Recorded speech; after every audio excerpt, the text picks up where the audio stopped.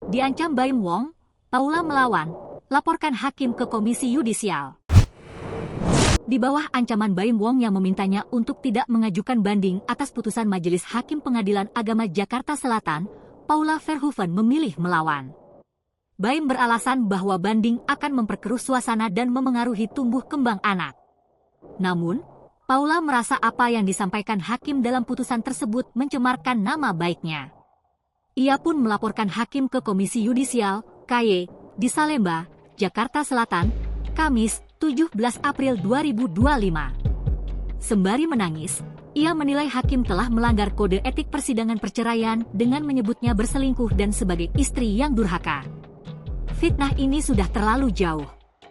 Saya punya 2 anak laki-laki, dan suatu hari saat mereka dewasa, mereka akan melihat berita yang tidak benar ini, kata Paula pada Kamis, 17 April 2025. Ia bersumpah tidak pernah berselingkuh dan siap mempertanggungjawabkan ucapannya hingga akhirat.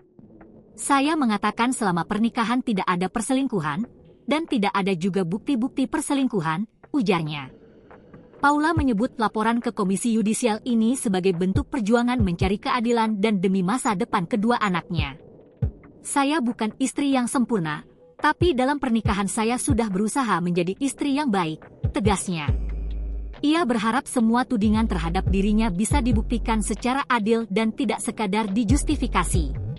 Dan tidak ada juga bukti-bukti perselingkuhan di persidangan, pungkas Paula.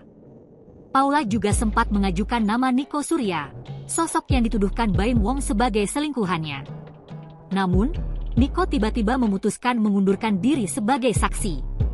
Sementara itu, Baim Wong menyatakan masih menunggu klarifikasi dari Niko Surya. Ini bukan sepenuhnya salah Paula. Ada satu orang yang harus menjelaskan kejadian ini. Itu adalah teman saya, ujar Baim.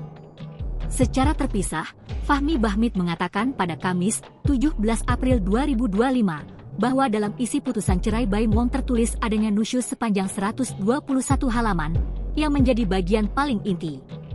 Terjadi nusyus, yaitu seorang istri yang durhaka kepada suaminya.